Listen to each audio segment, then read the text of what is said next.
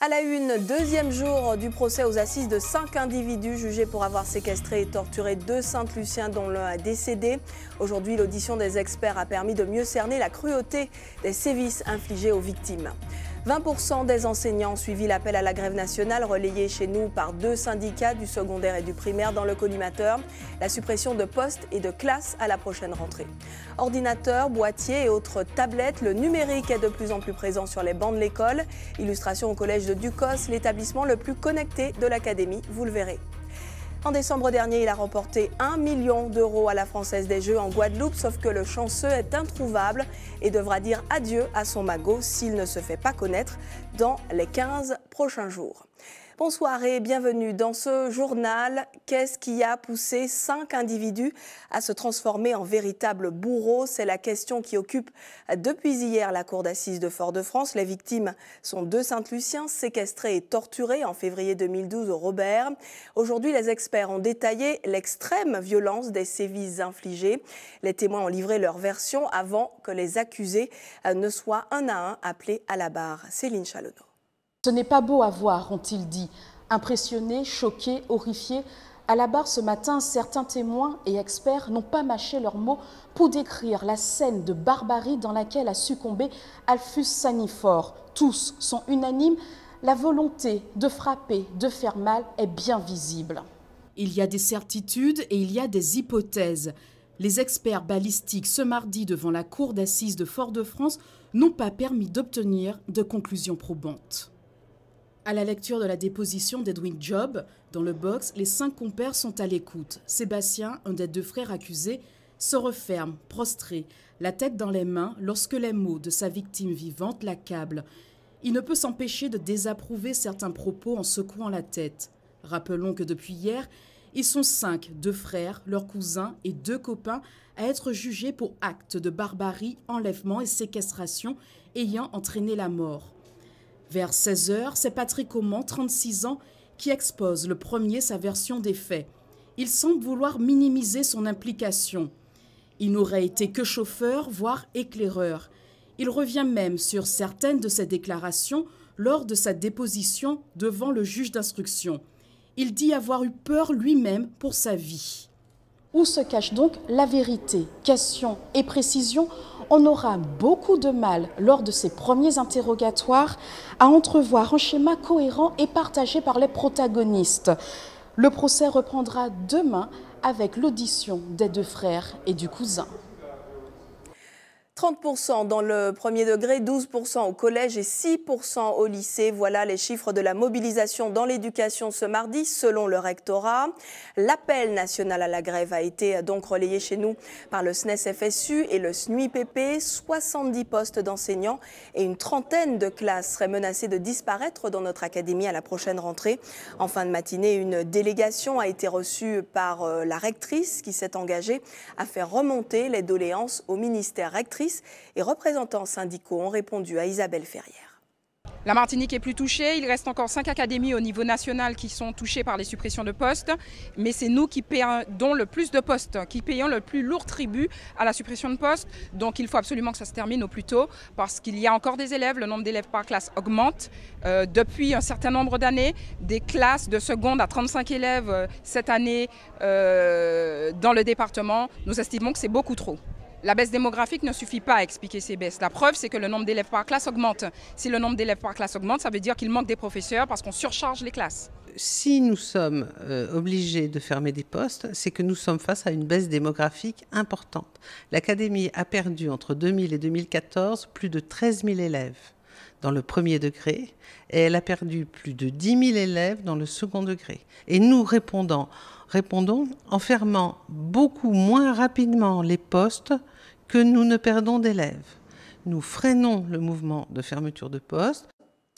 Et toujours au chapitre éducation, à quand le tout numérique à l'école? La concertation est lancée à échelle nationale et ce matin au lycée Joseph Gaillard, enseignants, élèves et chefs d'établissement ont planché sur le sujet dans le cadre d'un séminaire organisé par le rectorat. L'occasion de réfléchir à la meilleure stratégie pour faire entrer le numérique dans les salles de classe. La déléguée académique au numérique éducatif en a dit plus à Guy Raphaël René. Aujourd'hui se tient le lancement de la concertation nationale sur le numérique. Ça a été l'occasion pour nous, avec tous nos partenaires, d'échanger justement sur un certain nombre de problématiques liées à l'équipement des établissements, à la maintenance de ces équipements, mais également aux usages pédagogiques du numérique et à la formation donc, de nos enseignants. Il y a dans de nombreux établissements des pratiques du numérique qui sont installées. Il s'agit aujourd'hui de faire en sorte qu'il y ait un essaimage de ces pratiques et bien entendu cela passe par une forte collaboration avec nos partenaires, à savoir les collectivités, les mairies, pour faire en sorte qu'il y ait un équipement de qualité qui nous permette de poursuivre le déploiement des usages au sein des écoles et des EPLE.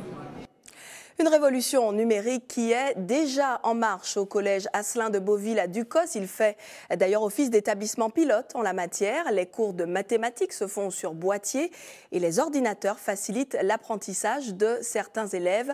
Regardez plutôt ce reportage de Guy-Raphaël René. Alors maintenant, c'est milieu de quel segment? Ici, le temps des tableaux noirs et de la craie est révolu.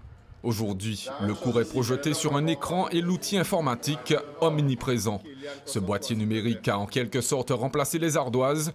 Avec lui, plus besoin de lever le doigt pour répondre à une interrogation du professeur. Durant le cours, la différence pour moi, je pense, c'est l'attitude des élèves face au travail et leur concentration. Ils sont beaucoup plus motivés. Le numérique est un outil qui aide. Mais ça ne suffit pas. Il ne suffit pas seulement de faire des efforts en classe. Il faut vraiment continuer à travailler à la maison. Et ça, les élèves n'ont pas encore bien compris, justement. Joël est en classe de 5e. C'est un élève à besoins spécifiques qui bénéficie d'un encadrement particulier à cause de ses difficultés en lecture et en écriture. Dans cet espace-là, tu vas retrouver les documents que les professeurs vont te mettre. Il a constamment une tablette dans son cartable.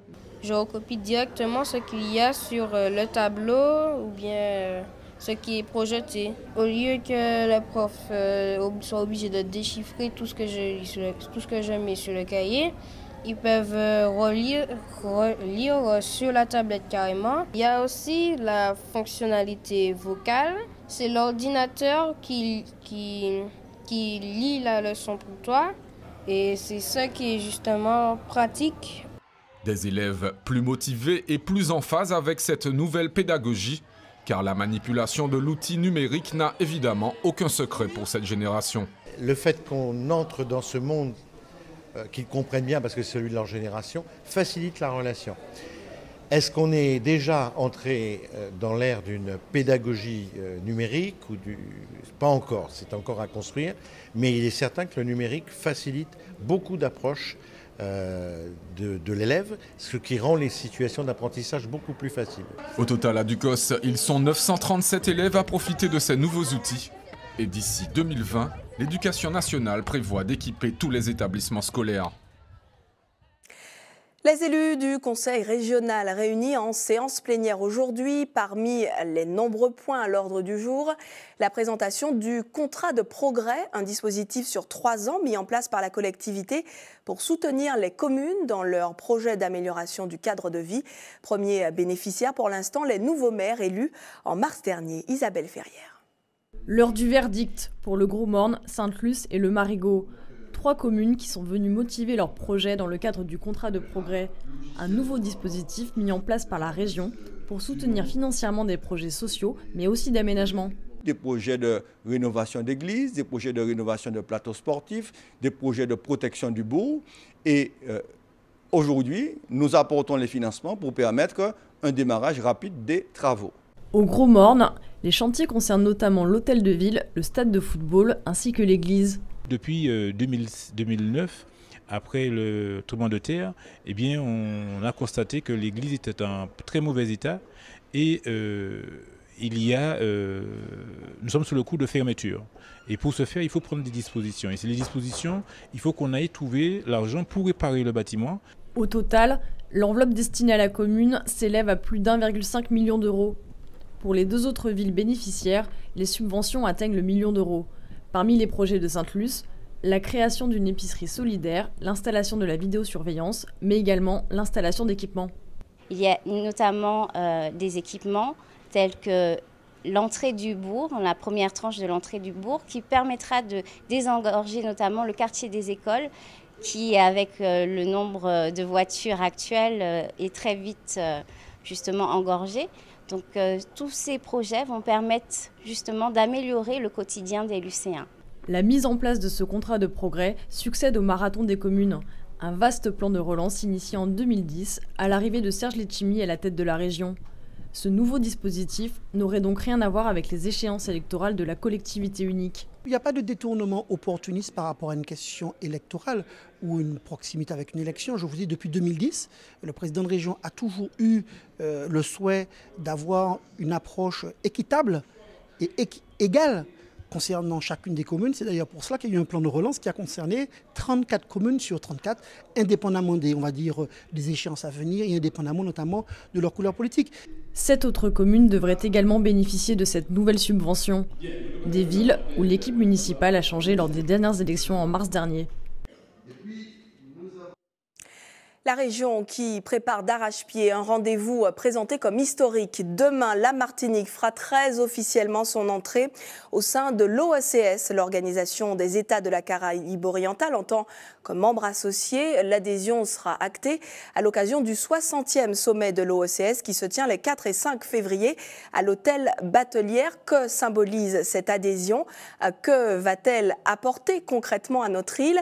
Avec nous pour en parler, Jean-Yves Lacascade, bonsoir. Bonsoir. Merci d'avoir accepté notre invitation. Vous êtes le directeur délégué aux affaires européennes et à la coopération à la région Martinique. La Martinique, donc membre associé de l'Organisation des États de la Caraïbe orientale. En quoi est-ce un moment si historique? Alors, premièrement, c'est un moment historique parce que c'est la première fois que la Martinique accueille un sommet des chefs d'État de la Caraïbe, premièrement. Et deuxièmement, c'est un moment historique parce que la Martinique devient le premier territoire francophone de la Caraïbe à devenir membre associé de l'OCS. Alors, pourquoi ce statut de membre associé plutôt que membre à part entière? Alors, pour cela, il faut se référer au traité de Basse-Terre qui a créé l'OCS en 1981 ainsi que le traité concernant l'Union économique et monétaire en 2010. Et en fait, le statut de membre associé est un statut qui a été conçu pour permettre aux territoires non indépendants de la Caraïbe de pouvoir participer pleinement aux travaux de cette organisation internationale, en sachant que le statut de membre se réfère donc aux pays indépendants. Donc aujourd'hui, les îles Vierges britanniques et Anguilla, ce sont les deux membres associés britannique, et donc la Martinique devient donc le 3e membre associé et le 10e membre de l'OCS. Alors voilà, l'OCS, c'est donc 7 États membres. Vous avez dit 3 États membres associés, 7 États membres, Antigua et Barbuda, Saint-Kitts-Saint-Nevis, Montserrat, la Dominique, Sainte-Lucie, Grenade, Saint-Vincent et les Grenadines. Ça représente à peu près 1 million et des poussières d'habitants, dont 37% représentés par les Martiniquais. Quel est l'intérêt pour la Martinique d'intégrer cette organisation? Alors, premièrement, parce que nous sommes dans une logique de renforcement de l'insertion de la Martinique dans son environnement géographique. Et en fait, les États de la Caraïbe orientale, ce sont les États qui sont les plus proches de la Martinique. Et donc, ceux avec lesquels on peut immédiatement mettre en place des actions de coopération régionale dans l'arc de la Caraïbe orientale. Et bien évidemment, c'est le lieu idoine pour mettre en place notre coopération régionale, que ce soit dans les thèmes comme le sport, la prévention des désastres naturels, l'éducation, le tourisme, la santé. Donc en fait, c'est vraiment l'organisation internationale à vocation régionale qui est la plus proche de la Martinique. Donc il est clair que la Martinique étant située dans l'arc de la Caraïbe orientale, il est tout à fait naturel, dans le cadre d'une politique de renforcement de notre intégration régionale, qu'on soit membre associé de cette organisation.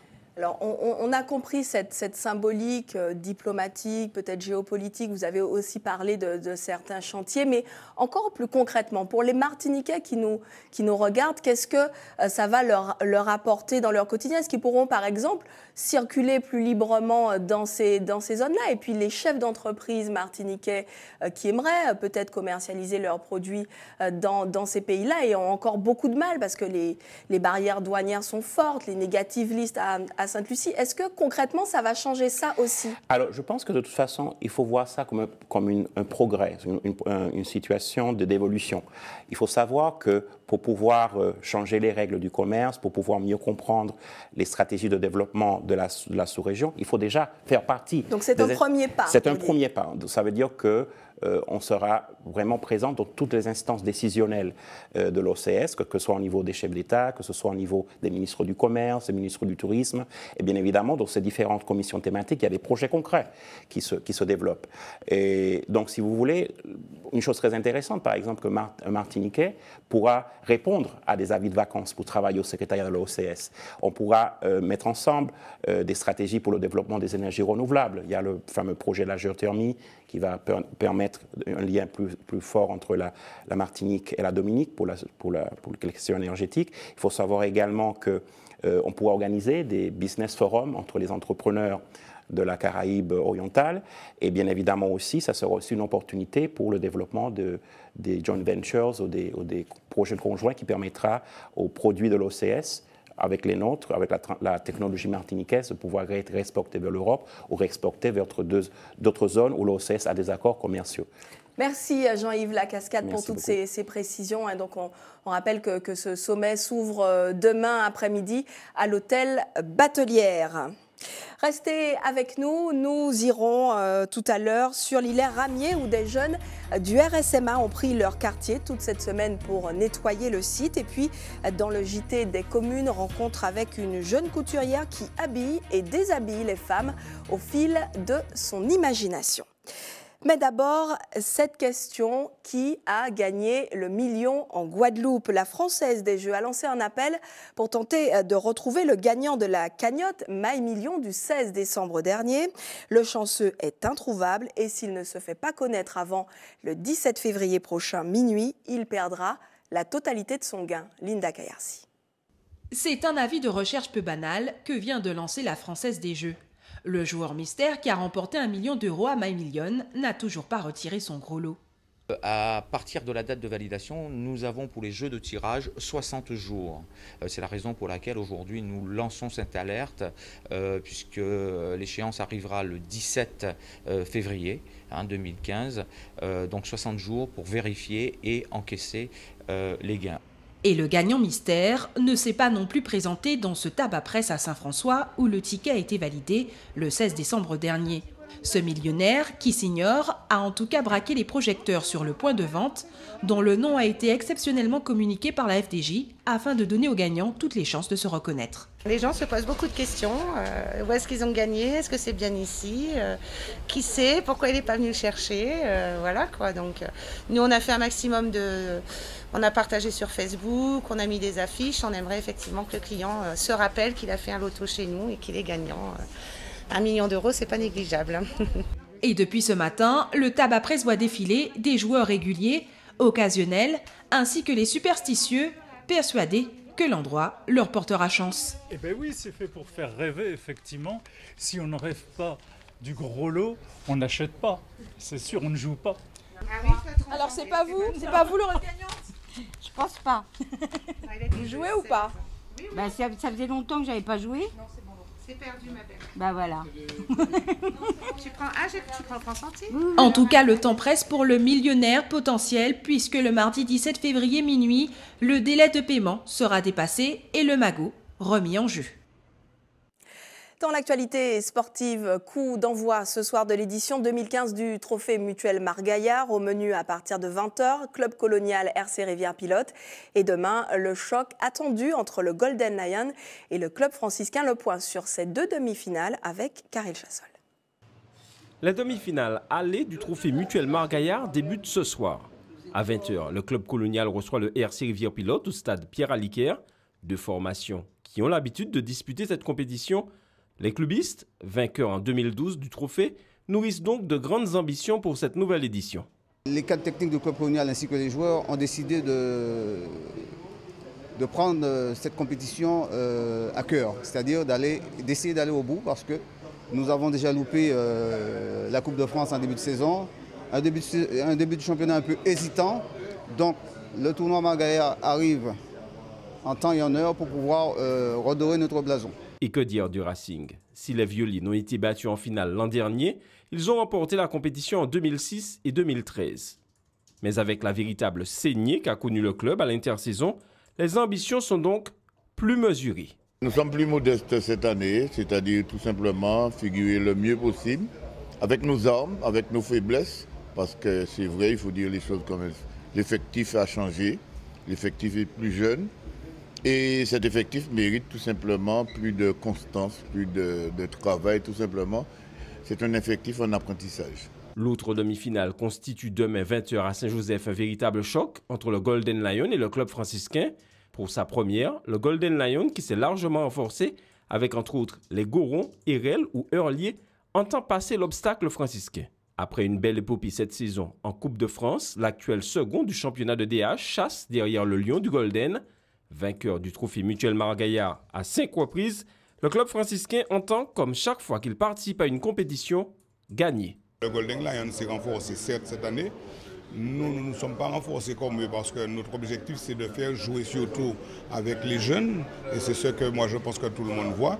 Maintenant nous allons faire avec ce que nous avons, bien que je dis ça sur chaque antenne, que nous sommes un petit peu diminués par rapport à nos joueurs qui sont un petit peu courtisés à droite à gauche.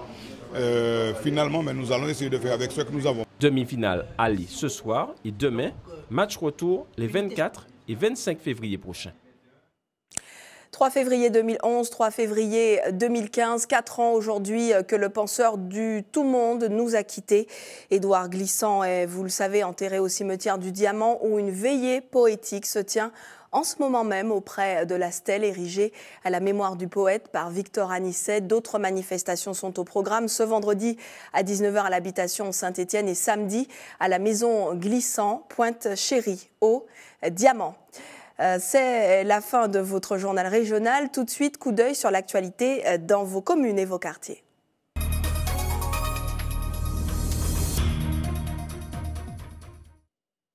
Et direction d'abord l'Îlet-Ramier qui accueille pendant une semaine 16 jeunes du RSMA en totale immersion.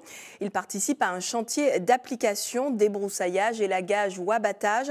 Il s'agit pour ces volontaires de mettre en pratique les techniques acquises en formation d'aménagement paysager. L'occasion aussi de renouer avec leur patrimoine. L'opération est menée en partenariat avec l'association Carisco. Louis Sabas. On pourrait croire à un champ de bataille, mais ici les militaires n'ont pour équipement que du matériel destiné à l'entretien des espaces verts. Dans cet arbre, Gaëtan est armé d'une tronçonneuse, il se forme à l'élagage. Ça me permet en fait de m'améliorer dans mes techniques de grippe, de connaître un peu plus sur les arbres, tout ça. C'est un métier que j'ai toujours voulu faire, parce que j'avais déjà commencé par un premier métier qui était similaire à l'élagage. Et là, ça va me permettre de me perfectionner et par la suite, pourquoi pas, ouvrir mon entreprise. Comme lui, ils sont 16 volontaires stagiaires du RSMA à participer à ce chantier d'application. Ici, ils mettent en œuvre ce qu'ils ont appris en formation, mais c'est aussi l'occasion de découvrir et d'entretenir un site datant du XVIIIe siècle, non sans une certaine fierté. C'est comme mettre sa pierre à l'édifice, qu'on contribue à pouvoir développer d'abord le pays, quoi. Le côté touristique après par la suite. Pour nous, c'est une richesse, c'est à la Martinique, c'est à nous. Donc plus tard, on ira visiter avec notre famille, un peu avec nos amis et tout. Ces jeunes et leurs 2 encadrants vivent ici coupés du monde, en totale autonomie. Outre l'aspect formation professionnelle, il s'agit aussi de leur inculquer l'une des principales valeurs de l'armée, la cohésion. Donc c'est vrai qu'il y a toute une organisation à prévoir par rapport à ça, donc ils dorment sur place dans des lits picots à l'intérieur du régiment. Donc il y a une vie en communauté à apprendre, ça leur permet également de connaître qu'est-ce qu'est l'esprit d'équipe, l'esprit de groupe, et donc de travailler de cette façon, donc que ce soit le soir pour faire préparer à manger, le repas, la vaisselle. Ce nettoyage de l'îlet à Ramier aux 3 îlets est le fruit du partenariat entre le RSMA et la Carisco. Grâce à la participation des jeunes du RSMA, la Carisco espère bien accueillir du public dans le fort de l'îlet à Ramier, jusqu'à 150 visiteurs, 1 à 2 fois par mois. Voilà, très belles images signées Louis Sabas. C'est quelques informations pratiques en bref. D'abord au Robert. Des travaux de revêtement et de renforcement de la chaussée démarrent ce soir sur la RN1 à hauteur du quartier Mansarde. Les travaux se déroulent de 20h à 5h du matin jusqu'au 10 février 2015. La vitesse sera limitée à 50 km/h au niveau du chantier Prudence donc. Et puis à Makouba et Grand-Rivière depuis hier et pendant 2 mois, la circulation est alternée sur une voie sur la RD10 en raison de travaux d'entretien des ouvrages de protection contre les chutes de blocs de pierre. Par ailleurs et enfin, à Fort-de-France, à la résidence Les Harmonies à Dillon, des coupures de courant sont prévues entre 7h30 et 16h30 demain. Prenez donc vos précautions si vous résidez à cet endroit.